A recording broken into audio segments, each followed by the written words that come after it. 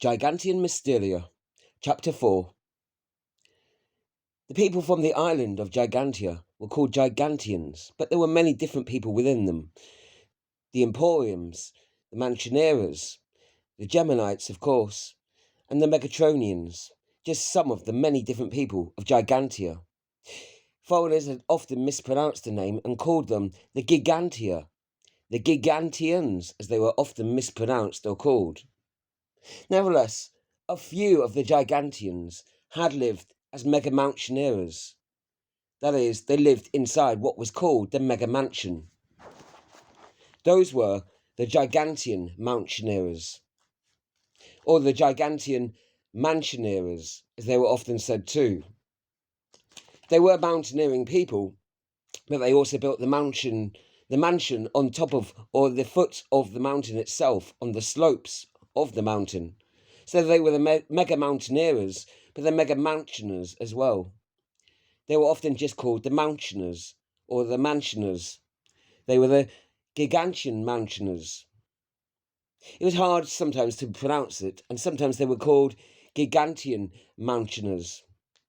Nevertheless, they were Gigantian residents of the island of Gigantium Mysteria, and they were Gigantian Mansioners. They were Mansioners because they were from the Mega Mansion. The Mega Mansion was epic in size, in its early days at least. It defined what was epic then, though it no longer does, and hasn't for a long time. The dimensions of the Mega Mansion on the island of Gigantia, it was epic. On each floor it had around 5,000 rooms. They varied greatly in size, and they were just the residential living quarters.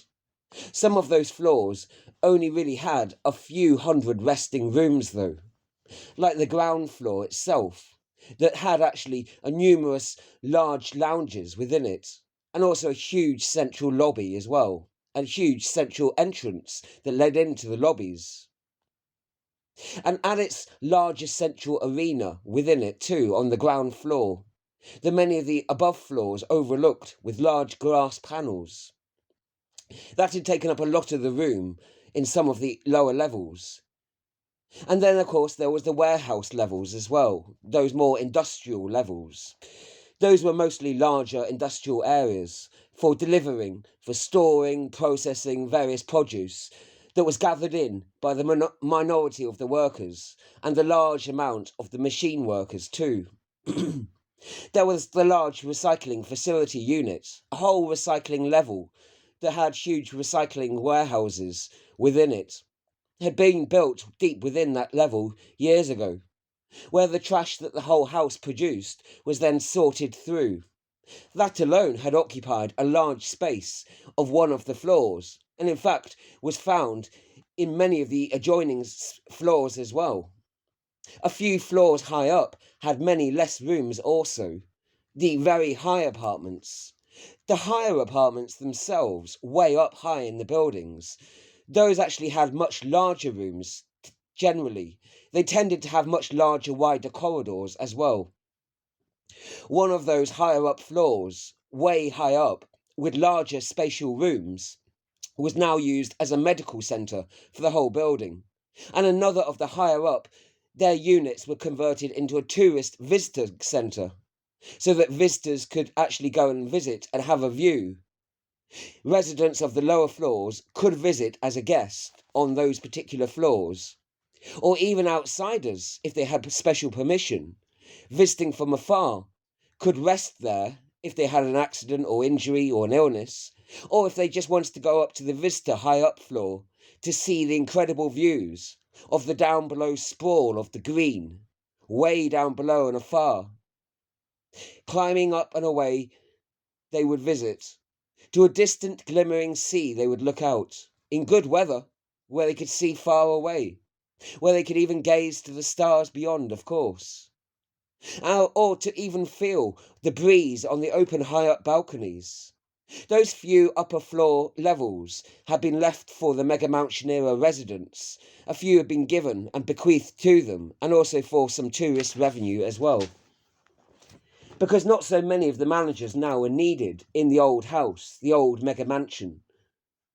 So some that had needed to overuse, so some that still needed to oversee the work had stayed on. Some of them, a great many in fact, had remained behind, but there were a great many of the managers and their workers and families that had moved on to other mega construction projects long ago. Like also many of the workers below, on the different floors below them, they'd also moved on, many of them and their families too. Even recently vacated the mega mansion. Some of them had left just recently, many long ago though. Some managers had gone on to manage new projects in Megalopia, new mega construction projects, or just to live within the mega constructions that had already been built elsewhere and to manage other projects within them, where on a different part of the island of Gigantia they had gone to visit. They were now constructing two different monolithic buildings. They were both even large enough, larger than the mega mansion. They had built the two giants together, the twins, the Gemini Towers as they were called. These two could be built cheaper because everything was duplicated in them and triplicated when the third missing part was finally connected. If the twins worked out, and rumour was in the early days it would, they would then move on to the triplet and quadruplet phase, though they only really had materialised into the triplet towers finally, when one other had emerged on one side with the one of the twins. But back in the day, the two twins, the twin towers, as they once were, before they became the triplet towers, and later were debating becoming the quadruplet towers. They had had many connecting tower bridges between the two of them, of course, and they later would with the third as well. Those bridges were still functional in some ways when they opened, but they often did not. Many of the closed bridges between them had closed long ago, so that the Gemini Towers had many closed walled bridges between them. After some feuding between the two twins, a few were only open now on special occasions, or only under strict conditions when the weather and the circumstances allowed it or encouraged such a reopening, but rarely did it ever. Mostly the different twins' bridges of the different twin constructions remained closed for long periods of time. Many had migrated away from the old, weary, decaying, and sometimes now malfunctioning, and the often overcrowded mega mansion. The mega mountaineers had often left in great times. There'd been a slow, steady, gradual spilling out of people, as people had gradually left the building. Those that could afford to do so often went to live at the Capitol House, the twin that offered the apartments for sale that they could go into. Or perhaps they got accommodation there. Sometimes they could work there. And some others could afford to move in there. Others had work deals where they could move into the tower and pay off the actual rent as part of their work deal during an apprenticeship, whilst others left to go and visit and stay and work with the other twin, the bigger social house as it was later called, that offered even poorer people an opportunity to leave for new ventures, for new workplaces and new families and new experiences, unheard of in the past, older times, when people had rarely gone to megalope to other places, to other megastructures. Only a few perhaps had, in small clusters, professional clusters of small circles, people with specialist interests and abilities, where they were able to, move away from the great megastructure of the past, the great known megastructure, to strange new megastructures, to embrace those and the new challenge within them. They had moved away in their small clusters, of course, from the mega mansion, in a steady flow of people over many, many decades. Gradually, the population had dwindled, though it had averaged out with the new births as well.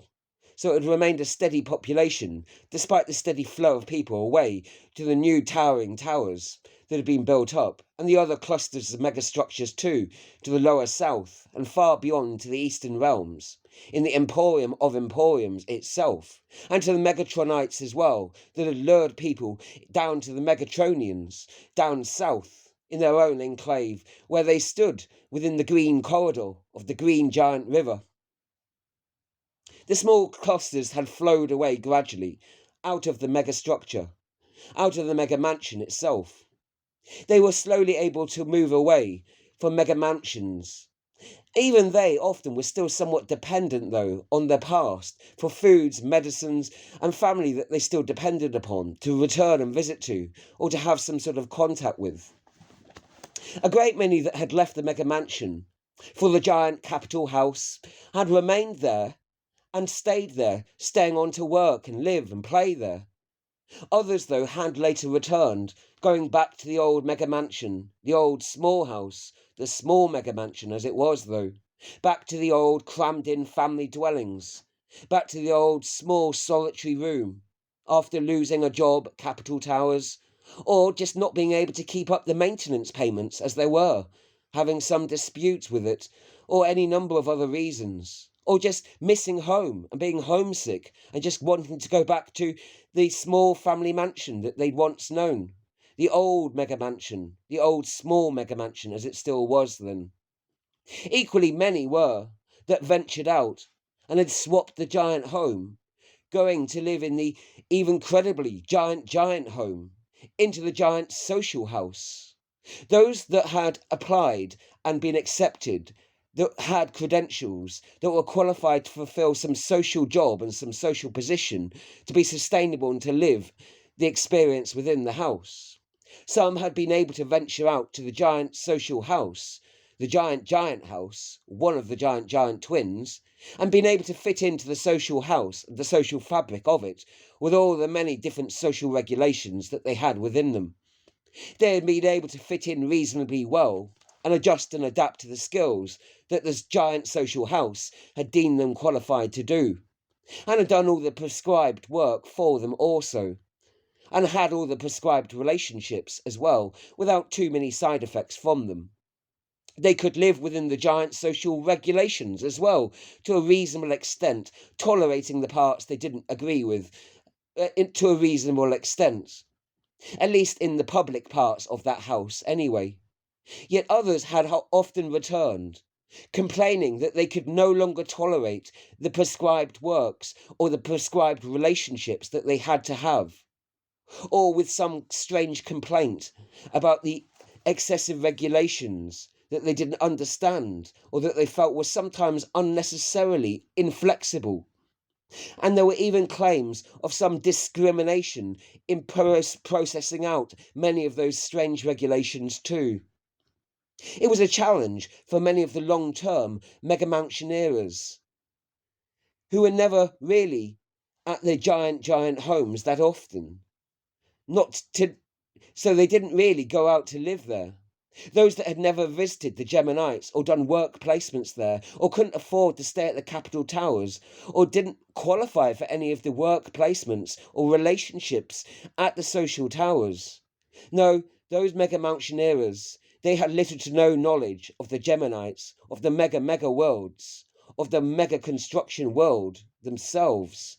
So they only heard rumours, stories, however fabricated or authentic they could be sometimes from friends or families that they struggled to decipher and discern and to make sense of.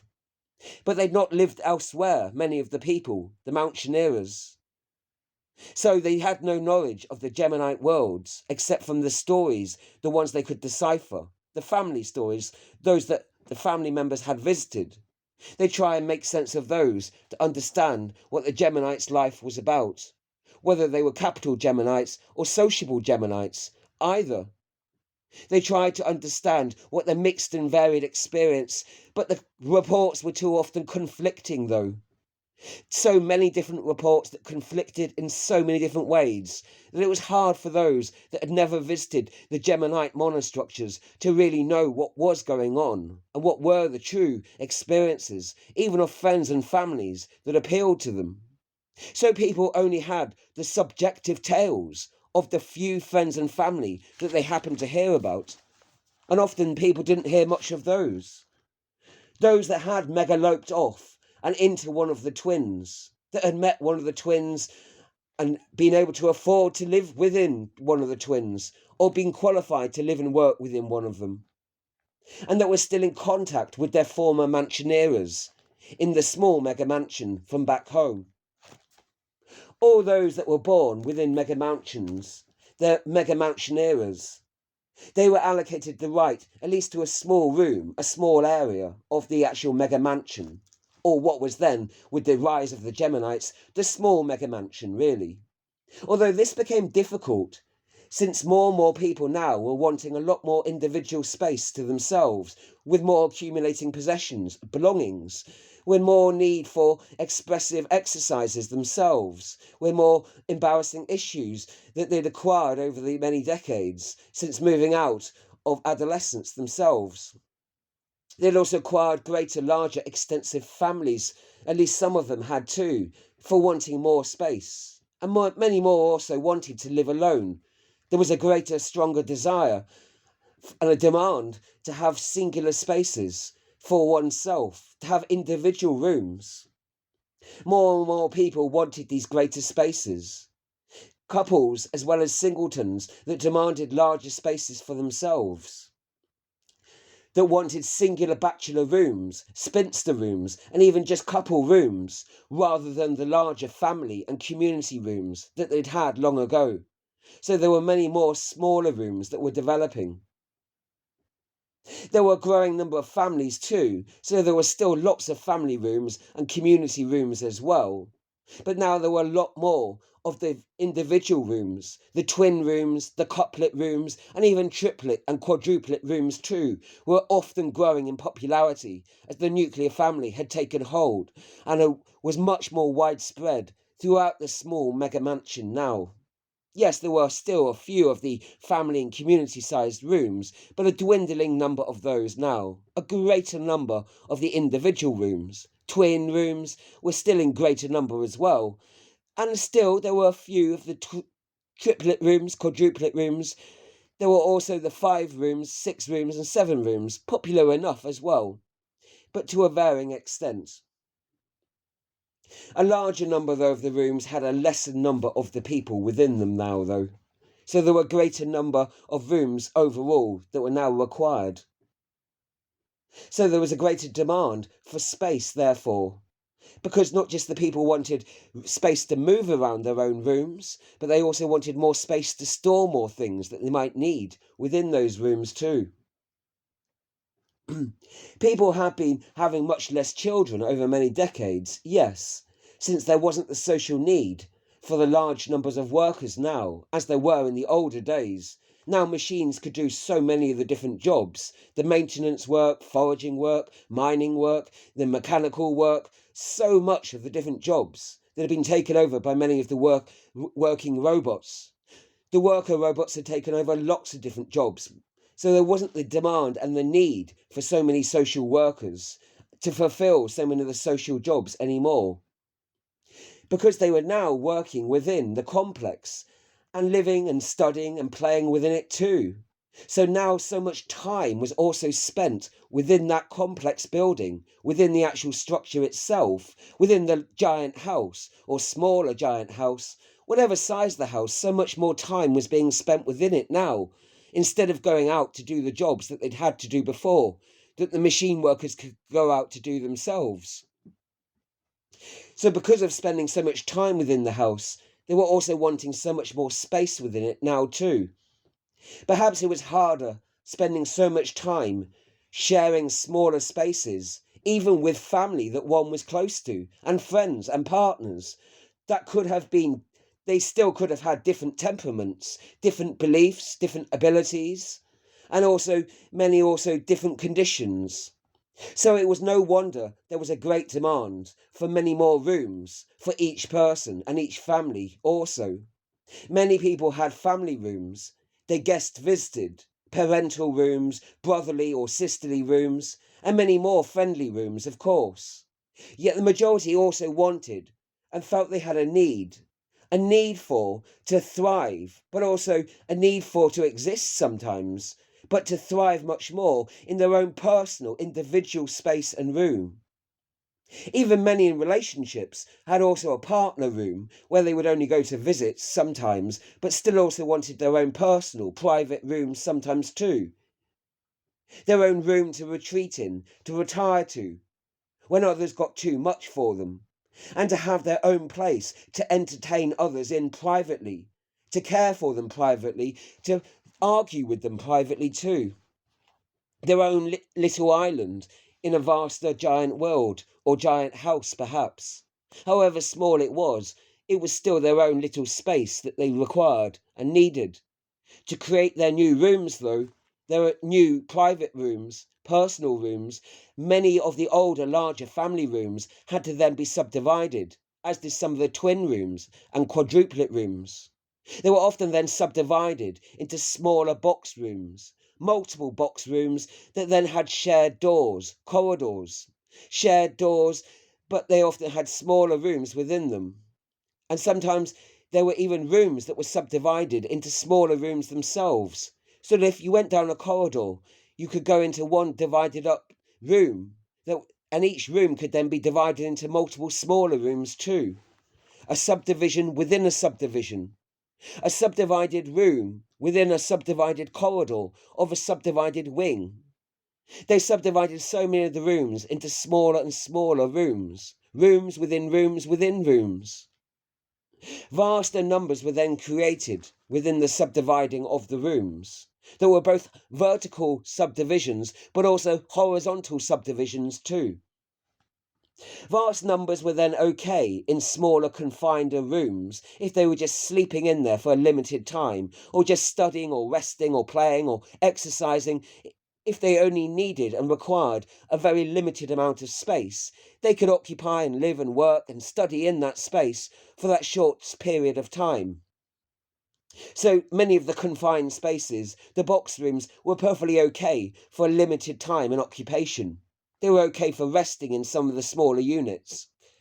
Typically, some of them would have a smaller table and chair and some smaller storage units, the smaller resting rooms that there were. Also, they became sometimes working rooms if they only required a small amount of work equipment. In parts of the mansion are one of the larger kitchens or cleaning areas, or where doing any maintenance work, any number of internal jobs that had to be done. Often people were visiting other people and they were out in those working rooms, so they weren't in the resting personal sleeping rooms for most of the time. They'd be out in the working rooms or at the warehouse rooms, cafe rooms or restaurant rooms where they could work backstage, or they were out enjoying them, eating and drinking, socializing in the restaurant rooms, cafe rooms, or dancing in the nightclub rooms themselves. So really the smaller sleeping pods, although they seemed very small, and there were vaster numbers of them, they were very cramped with small personal storage space facilities. But still, they were reasonable enough for just sleeping in, if one was going out regularly to work in other workrooms, or to go to the party rooms, study rooms elsewhere, or even to visit the other family rooms elsewhere. A great many of the personal rooms then only needed to be very confined and small, because they were only slept in for some of the time. Because some of the other work rooms, party rooms, study rooms, and family rooms, and friendly rooms, and even the strange rooms, were much larger areas to visit. Those were much more spacious areas. Those that had to work from home and work in their own personal space, they still then had more spacious studio flats to sleep and work within. As did larger families have larger apartments too. They still retained their old spacious apartments where the needs were dictating that. If they had larger families that needed to run about and exercise through larger spaces. Even though they had to allow other residents to sometimes visit if there were parts of their spacious family rooms that they didn't need some of the time, or perhaps give it up if they just didn't need it all of the time, and they would rent it out to other people that they would be gradually introduced to in the Mountaineers projects. If any member of the family had moved in or passed on, then the family could then choose who the new occupiers were through getting to know each other procedure that was then enacted, who they'd then be opening and sharing a door with, and having a shared corridor with, and other shared rooms with sometimes, though sometimes they didn't share the neighbouring rooms or neighbouring house at all, depending on the circumstances. Often they would have a shared toilet so that the new person that the family would adopt in the small unused room that they would gradually get to know in a different mediation centre room elsewhere that they would share the toilet with, and sometimes they would even share the lounge with if the social program was successful enough. Thousands of the new, smaller rooms were then created through the subdividing horizontal and vertical processes to, to, to fit the demand of the new spaces that were then required. The smaller spaces and often times and sometimes larger spaces as well, with larger rooms that were sometimes created. The subdividing horizontally and vertically also subdivided many rooms, and many more new floors and rooms were then created. Many then gave up having personal or family lounges, or public lounges sometimes too, if there was a limitation on some of the floor's spaces. If they were really only functioning in a limited ability and only had limited needs anyway. On the 40 floors underneath the ground level, there have been many issues of the many people becoming roomless, people without a room even. There were some floors where people had slept outside in corridors, and former lounges that were once just public lounges that had slowly, gradually transformed into a mass of squatting bodies, camped out, shabby old tents that were all lined up, huddled, clutched in different corners, that had slowly emerged as many of the floor's public lounges had closed down in vast areas, with hundreds of the rooms having bunk beds fitted in them even, and with squatting tents camped out in all over, and with washing facilities brought in so that many thousands could sleep and wash and clean in those areas. But then to free up some of the public lounge, larger dormitories and hostels were then created in many of the areas. Some rooms of the newly created dormitory rooms, they then were created to house temporary people, although that could be for a longer period of time. Some rooms even hosted dozens of the bunk beds. There were triplet bunk beds and quadruplet ones, stacking the beds high on top of each other, in long rows, multiple rows that covered, cramped throughout the whole room, squashed into rooms, where they could stack and store hundreds of people in large rooms, warehouses of people, that at least could sleep there, protected from the elements, and protected from strangers roaming the outside corridors in some of the floors that there were. Many of the floors that had strangers wandering the corridors, that chose to go to these large storage dormitory facilities, that could stack and store in their neat rows on their quadruplet beds, up to 400 or 500 people sometimes. Some of the smaller dorms, of course, only had 30 or 40 so people, typically. Many of them were smaller, just having a few dozen, perhaps. Typically, there were hundreds of those on many of the lower floors. Many of those dormitories were noisy, though, and had lots of music and people going in and out, people talking to each other late at night, getting up at different times, early in the morning, repacking bags, having hushed, whispered conversations that interrupted many a dream. People that even shouted or came in drunk at different times that had to be reprimanded by all the other dormitory citizens. There were many escalating issues that the larger dorms had inquired and had suffered through the many intervening years that they'd been experimenting with them. But many had been relatively successful in some ways in trying to move people out of the corridors so that they were freed up and so that people could pass and the machines could roll through them unobstructed back and forth. Stacked and stored in the dormitories. It was incredible how many could be in there. They might smell awful and sound awful sometimes, but at least it was better than being out in the corridor, where unknown people could roam the place, with unknown medicines, unknown food, unknown weapons, and unknown talk that woke people up in unknown ways. Better at least to know the regulations of some of the larger dormitories and their different sounds and sights, however hard and smelly and weird and loud and annoying and intolerable and insufferable and difficult and challenging they could well be sometimes over many years, but nevertheless one at least got familiar and knew how to deal with them and to survive with them, rather than chancing some of the unknown, darker corridors that were long and winding and that had no sealed gates or no doors to them at all. They were connected to the great labyrinth of other corridors, the great labyrinth of corridors that were connected to all the other floors. Too many within the building to be connected, so that strangers could be anywhere.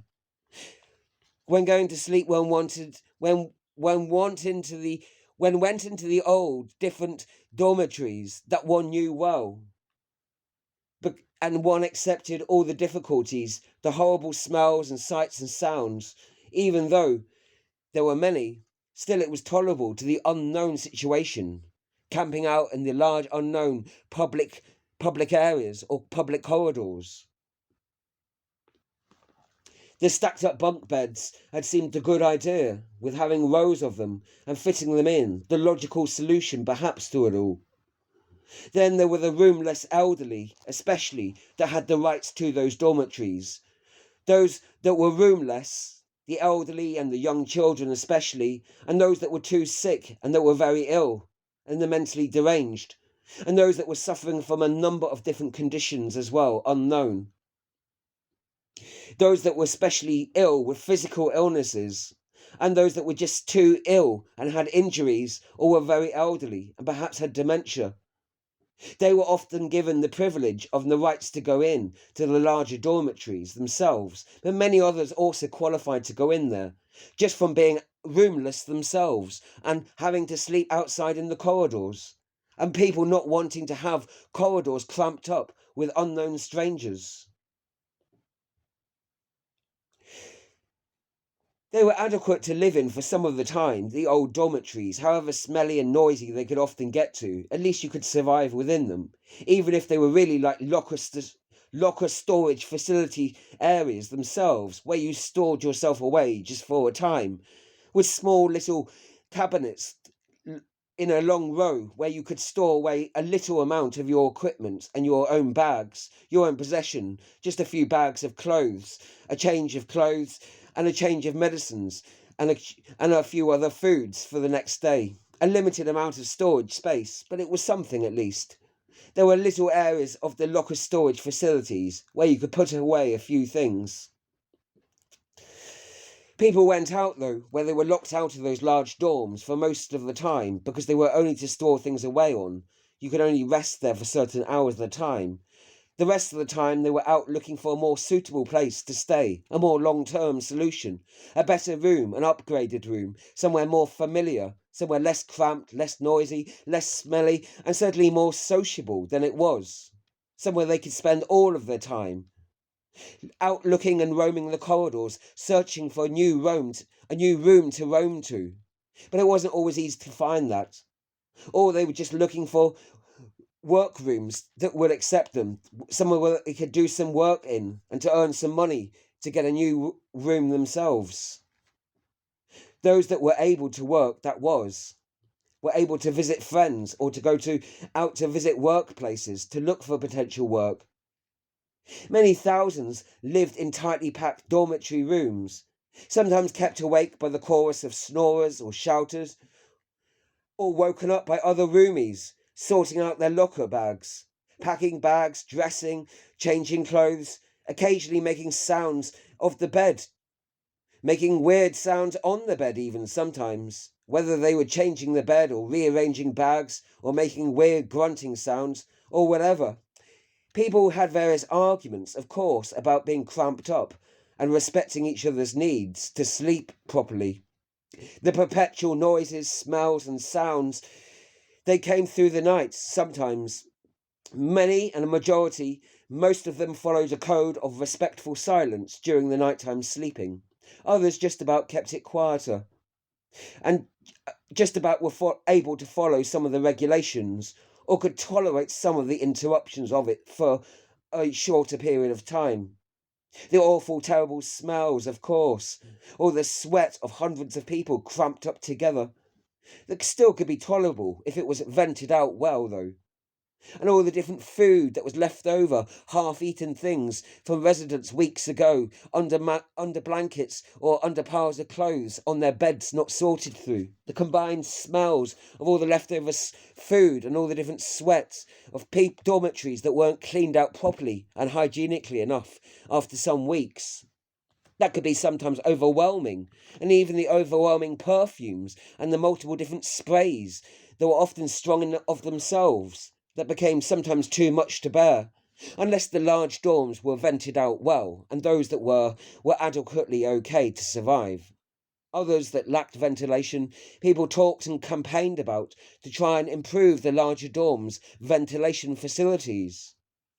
Whatever the many issues, though, and the long-term issues were of the larger dormitories, squatted in the larger dorms, the dormitory users were still struggling, but it was still better than being roaming outside in the dark, unknown corridors where one could be victim to any number of unknown situations. Slumped out in a dark, unknown corridor, perhaps, having to be stepped over or stepped around if it was a narrow, smaller corridor itself. Or even to be driven around if it was a larger corridor, passed by a large machine that one had to sleep carefully to one side of, to be passed by at the narrower points. Or to be awoken to streams of commuters chatting and or machines roaring by occasionally. Not to mention getting occasionally stepped on, or something thrown at you, or something dropped on you even, or something heckled at you, that only rarely but occasionally did happen, by residents of the rooms nearby sometimes, who could sometimes be upset to find people sleeping outside their own corridors, outside their own doors, or just up the corridor from them, or round the corridor sometimes, even if it was in their neighbourhood, in their part of the floor, on their part of the house itself. Often people were not happy about people sleeping outside in front of their neighbours' homes or their own. Not to mention often then people outside sleeping rough in the corridors were often getting moved on from one public place to another, one public room to another public lounge, from one corridor to another corridor, often moved on multiple times in a night sometimes, until finding some remote in place where everyone seemed asleep and it seemed okay to rest there, at least for a few hours, until the morning commuters or the morning neighbours awoke them to move on to a different area the next night. And often people would move on to 30 or 40 different places, constantly moving on corridors. Some people had moved and slept in hundreds of corridors before finding a large, secure sanctuary of a large dorm. It was that interested and that essential for them to find it. And so many of the larger dorms had gradually emerged over the years and adapted to the needs of the roomless, larger crowded corridors that had been cramping out people and blocking the corridors, blocking machines from delivering essential medicines and foods to some of the lower floors. Many of those issues had arisen over the time. There were so many issues for corridors, doorers as they were called, people that slept outside or lived outside mostly in the corridors, the areas between the rooms. The corridors had suffered in many different ways. Not just being woken up repeatedly, moved on repeatedly, argumented, questioned often, neglected sometimes. Sometimes sleeping together, though, often in larger numbers, where they camped out in their larger groups, in crowded sections of corridors, where whole long regions of corridors were blocked in, where whole sections of different corridors all joined together, miles of them all blocked in by this roomless, that all lived together in vast camps, before they were all moved into larger dorms, gradually, over much time. Though many that weren't just moved on to other corridors and then moved off into smaller groups together, where they were more tolerated, where they didn't block up the entire corridor, where they could more easily be stepped around or driven around without much inconvenience to the actual residents of that suburb, of that floor of the mega mansion, or those particular floors, because people tended to just visit the floors around them, the nearest floors, that tended to be visited much more. So there were many issues for the Dorians, the corridors, people that lived rough out in the corridors, that lived outside there. That was full of noise and excitement and unpredictable behaviours that would happen. All sorts of things had gone on in the lower floors over the years, though, in the lower 40 floors, underneath the ground's foundations.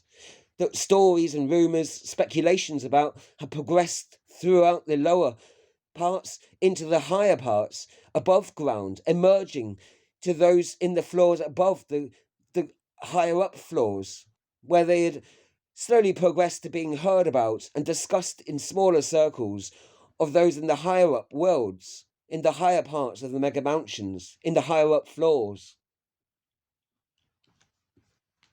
The public lounge areas, of course, had changed and been affected greatly, and they had suffered much from people camping out, having to squat out in them.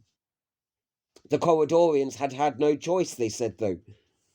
They'd gotten on and been moved on from the corridors so often, but were moved on much more from the larger public areas, from the communal restaurants and cafes they'd often squatted in before they'd all been locked up too.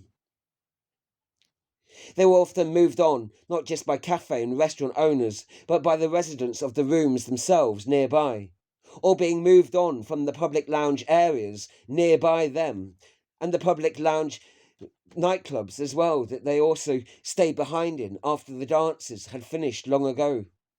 The early morning, they had been woken up by energetic children, suddenly, full of noise and excitement, who'd woken up, startling them with the educational class that it was being then used for, surprised to find them squatting there.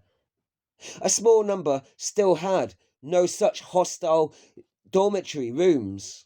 There were no hostel facilities whatsoever, and so their public lounges had then become public squatting places, with public sleeping areas too, with makeshift camps forging and changing all over the place, that were going down in some areas only to re-emerge in other public areas. Long ago they had emerged, but they were always shifting and changing and moving to different and between different public areas. It was common on a number of the lower floors to see people led down, lying alongside the corridor wall on one side, so there was still room to pass by. In some sections of those floors, vast stretches of the corridors, that was the case, but only on a limited number of the lower floors. A couple of them, it was really bad, and on a dozen of them or so, it was still fairly epidemic. But on a larger number of the lower floors, that problem had now been treated to a varying extent, and a larger number of the lower floors now had gotten over that most of the time, and now were nearly all over it.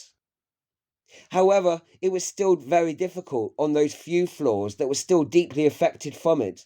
Many corridors that were still unpassable because they were so cramped out with camped out people overspilling from the rooms that they slept outside of.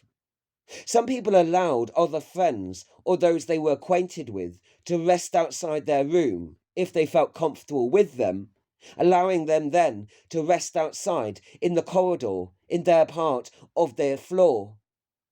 If they felt comfortable and got to know them, then people would allow them to sleep outside their corridor. If there was room outside it and there weren't others already camped out there. Technologically, it was forbidden, though. Technically, it was forbidden to sleep outside of the rooms, though, because that meant blocking the corridors, blocking the way for others to pass through. Those that were visiting other neighbours, those that were just visiting their friends or family, or those that were just cutting through that area to visit those in a part of the floor that was way beyond that. Those that were just passing through a blocked corridor some way, then had to go round many miles, going around the blocked corridors, or going down the escalators through the blocked floors that they could now not go to. And that became difficult in and of itself. The forbidden 2 floors that were too crammed in now to visit, and the forbidden corridors that were too blocked in by camped out people to get through anymore. So there were the corridors that were obstructed, that there were no way to get through, that blocked up whole vast sections of a couple of the floors, and even a few small corridorial sections of a few other intermediate nearby floors. Of course, some of the people could be moved on technically because they were not allowed to be there, but it wasn't always easy to do if you were trying to pass through on your own or just with a small group. Then it wasn't easy. You'd have to go around the blocked floors, the blocked corridors, or around the blocked rooms you could never get into, and just go around it. It was really only tolerated in the areas where it really remained a necessity, where there was no other option for the camped out people, desperate in those situations. And the neighbourhood just had to do it when sufficiently large enough groups were desperate and reduced to doing that. And the people there could not have the facilities to then deal with them and to move them on. Only under those conditions did it really happen, and that was rare and occasional in the entirety of the building itself. So it was only tolerated there in those few places where there was still an extreme shortage of beds and rooms and storage facilities. And only a few of the lowest floors now did the corridor squatting, had corridorians still living within them. There were no corridorians in the vast amount of the other buildings. No such thing was ever heard of. And public lounge sleeping didn't happen, whilst it only persisted in those few limited areas. In a great many of the other lower levels, they still had sufficiently subdivided up rooms and even smaller spaces, including the now growing number of dormitizing rooms, the locker secure rooms, to house people in while they needed to be stored away for sleeping. Those were much more emerging to a greater extent now, that had eliminated a lot of the corridorians, that were only now limited to a few of the floors in greater numbers.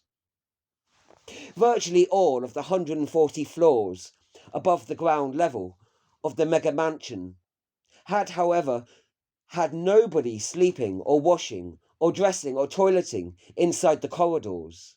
They had no one doing that in any of their corridors, or in any of the public lounges, or the public arenas, or any of the public halls, the public lounges, not in any of the public areas whatsoever. Many who never visited the lower floors, and those particular lower floors in particular, they perhaps had no idea that those things ever really happened. Many who had just never visited those lower particular floors had never seen long corridors, the corridorians all crammed in with their people and their belongings that had to be stepped over and around or rolled around somehow. They never knew of such things, having to tiptoe over people, around large groups of people that had to be manoeuvred through and around somehow, over rustling, sleeping bodies that they would try not to wake carefully and gently. They knew of no such things. Although they'd all heard stories of the corridorians, the corridor dwellers, the maze of people that had to be gotten over, or gotten around, or gotten through, and their belongings that you had to step over so not to damage any of them, or not to wake any of them when they were all seeming to be asleep. What a challenge it was to step over large groups of people carefully so that you didn't step on any of them or their belongings or wake any of them. It had to be done carefully to maneuver around the maze and labyrinth of the corridorians. Many people knew nothing about that, and had never visited, nor even heard the stories, perhaps, of the corridorians. The residential rooms in the 60 floors above the ground level, on what was called by some the lower levels, but it wasn't really, of course, because there were the 40 lowers before. However, they were the 60 floors directly above the ground level themselves. So they were still technically lower levels compared to the much higher levels on top of those 60. Those residential rooms above the ground level, nearer to the ground level, they had smaller public lounges, many on the outside of the buildings also.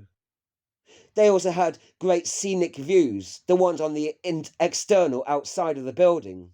Views of the distant woodlands, perhaps, the distant forestations that were growing up, and the distant desert lands as well, as also looking out now to the distant mountains in the far north, and the Geminite towers that lurked beyond them, or within them, within some of the mountains, but beyond some of them too. And then there were some of the other mega structures that could be seen out beyond some of the other sides of the building's exterior too. There were many other of these exterior parts of the building where you could look out to. Those were the rooms on the outside of the buildings. Those were the scenic view rooms, the viewing rooms as they were often called. Not all of the rooms had an external view of their location, of course. Only the external rooms had those. Those were the peak rooms that everyone desired, of course, for the rooms, the lookout rooms as they were. That those many had official reasons to have, of course, that had lookout jobs, specifically to need to know the location of any oncoming traffic or to know where the visitors were that would be visiting them. There were many peak times for different rooms to visit as well, of course, especially with the public lounges. There were different lounges, and those public lounges could be visited at different times.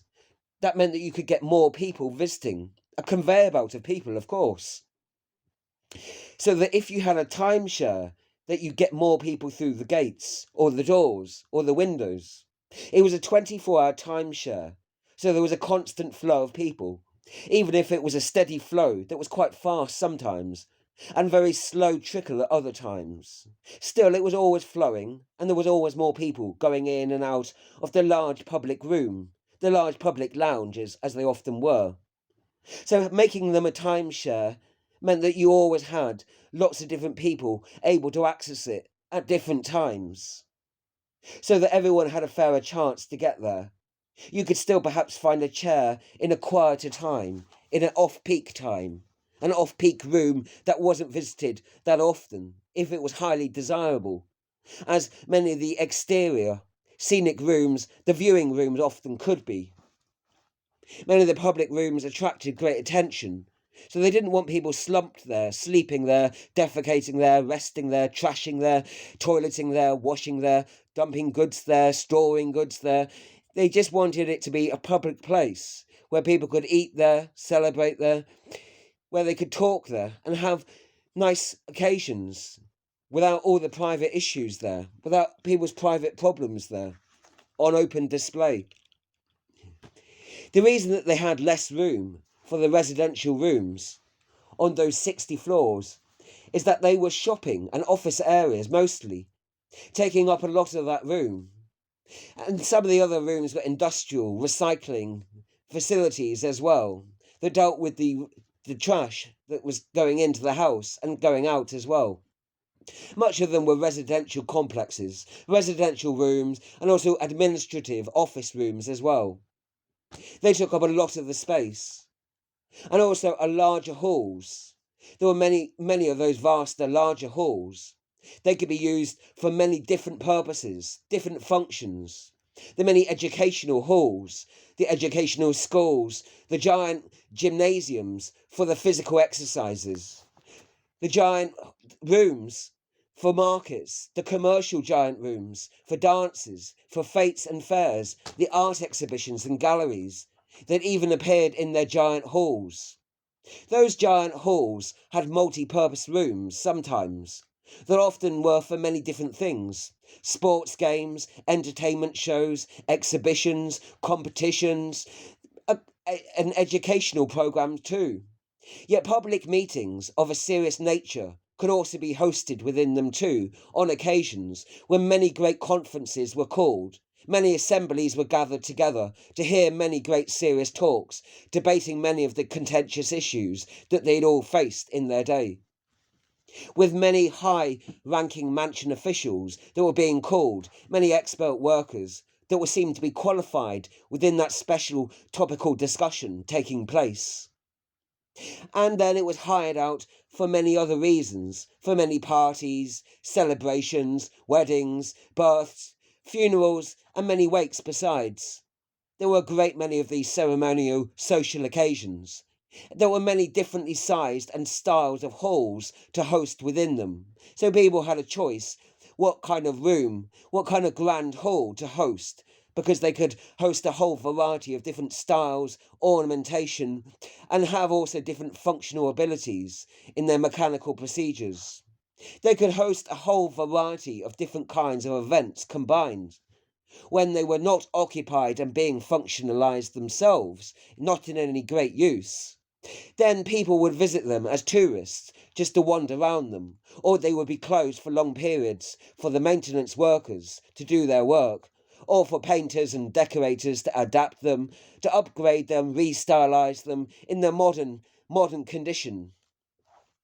Many people visited the decorative, ornamental, restylized, refunctionalized rooms to see what their new functionalized mechanical sculptures might be getting up to, what kind of new exhibitions they might have, things that they could visit as a curiosity, the working mechanical museums that they would like to go and see, to wander themselves around and to be wandered around in the mechanical museums that themselves had moving floors that moved the visitors up or down or in or out of the various art exhibitions, that rotated the visitors around so that they could be taken on conveyor belts up and down art galleries, into and out of different cinematic film experiences that were auditory, that were played by different musics and different sounds that accompanied them also.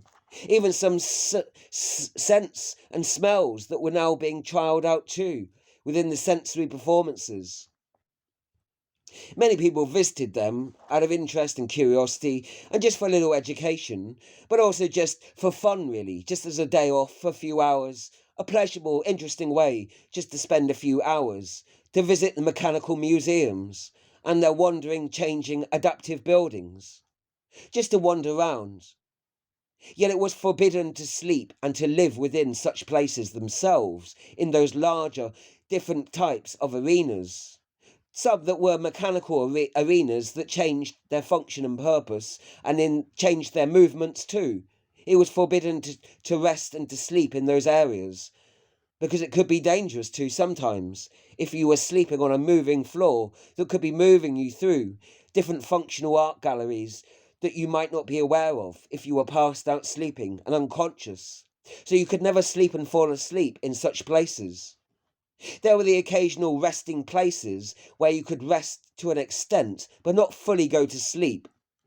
Just chairs and sofas, chaise lounges, and resting comfortable places on the floor also, beanbags and various cushions where you could rest for a while you were weary from travelling, but never fully fall asleep.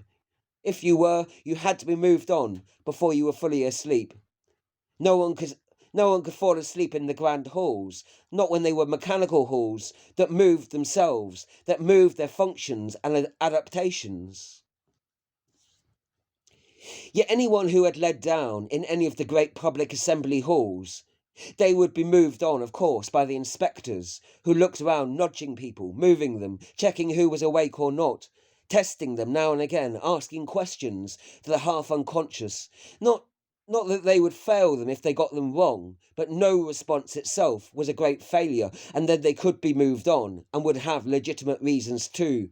The inspectors skulked around such mechanical moving galleries to find such unconscious people, to move them on back to their original rooms, or wherever they come from.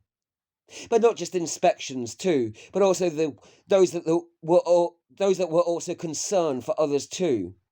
Those that wanted to make sure that those that were collapsed hadn't in fact died, or those that they had feared had collapsed and fallen asleep or been injured during the malfunctioning of some of the rooms themselves. Some of the grander rooms, the museum rooms, that were going through their malfunctioning had injured a number of people who'd collapsed and not been able to say that they weren't sleeping at all. So it was a great thing the inspectors were there to also check people to make sure that they weren't unconscious through some sort of serious incident, through collapsing and brain damage, or through some serious injury that had occurred. Those were very rare that ever occurred. Mostly if a museum mutating room had malfunctioned, it was a simple minor injury that one could move on oneself from, quite simply. It was very rare that anything serious occurred. But in such a functional, changing room, in the adaptive, refunctioning museum assembly rooms, and all the other types of functional, adaptive rooms that there were, Really, you couldn't drink heavily within them, or be too sick within them, or be too immobile within them also. Those people were not meant to visit such adaptive changing environments.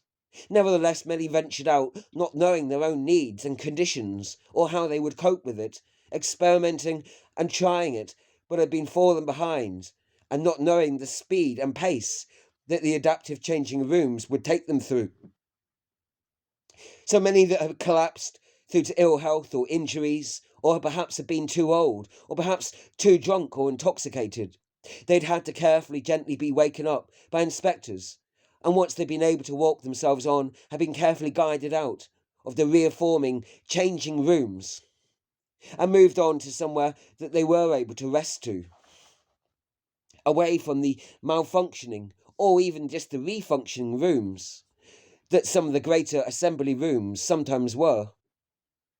Even if the average number of rooms per floor in the mega mansion was roughly 5,000, there was that incredible variation still, though, in the number of private rooms that each of the buildings on the many levels that they actually had. They varied incredibly grateful, ranging from only a few hundred rooms to only a few, or even just a dozen or so. In a dozen or so of the floors, and with many, many floors having over 5,000 and more resting rooms within them. What were the sleeping only residential rooms, the large storage facilities that wouldn't change, that they would always remain that. A few of them with their subdividing rooms where people could be stored within safely to sleep still. Those subdividing dormitory rooms that people could be taken to, there were a vast number of those. Still, there were many hundreds of those, but there were an average of 5,000 of those rooms where people could rest only within. An average of 5,000 over all of the floors, perhaps, but the number within each floor did vary so incredibly. Some, yes, because of the larger other rooms, only had a few, many had 6 or 7, some even had over 10,000 because they had subdivided so much. The subdividing had been taken to such great lengths, had roughly 10,000 private quarters now. Others were still trying to increase their subdividing amounts. There were even proposals, really, to subdivide the floors, subdivide all the rooms between the floors with new horizontal floors, so that you actually had to crawl into some of them. Those hadn't actually been agreed to as yet, though. What would be the proposed extra half floors? The half floors have been now proposed in many of the rooms. In many of the floors of those rooms that had special problems, there could now be half floors that could be created so that people could crawl into those rooms. Those proposals had not yet been accepted, though. There was an average of around 2.6 people on average per room still living within each of the rooms, or surviving or thriving or whatever they were doing, living within each of the rooms of the small mega mansion. Considering there were a few rooms crammed with so many in those vast dormitories, ones that could house many hundreds, perhaps up to 4 or 5 or 600, but some of them that could, many more of them that could house just a few hundred, and vast numbers of those large dorms that had dozens and dozens of people within them. Considering that, how many more people were in single occupancy houses, single occupancy small rooms, the rooms that were now houses? Vast numbers of people were living in those singular small rooms. And a reasonable large amount of the smaller family rooms too, though less of those than the single rooms. Rooms that would offer 3, 4, or 5 different members, and occasionally sometimes even more. There were a growing number of single occupant rooms, of course, a vast number, as well as a lot of couples that had lived alone, but together. Well, they lived alone, together, in their own small couple apartment, but they also perhaps had their own private room elsewhere. There had been a long-term growing trend of singular rooms, and also a growth of the smaller scale family homes too. In total, there were over 900,000 residents, 900,000 residential rooms sprawled out throughout the maze of the internal corridors, throughout the many different floors. They were situated to different extents, those 900,000 residents, on the 180 floors. The 900,000 residential rooms, as they were, each with a different character of themselves, on 180 floors of the building in totality, although 140 were only above ground, 40 of them being below ground, the underfloors as they were called. Thus the population of the Megalopians was estimated to be at around 2.3 million. Actually, it was the last census recorded 2,340,147. Roughly 2,340,000 people occupying the 900,000 caricatured residential rooms, the different quarters, the different characters as they occupied, on the 180 floors of the one small mega mansion.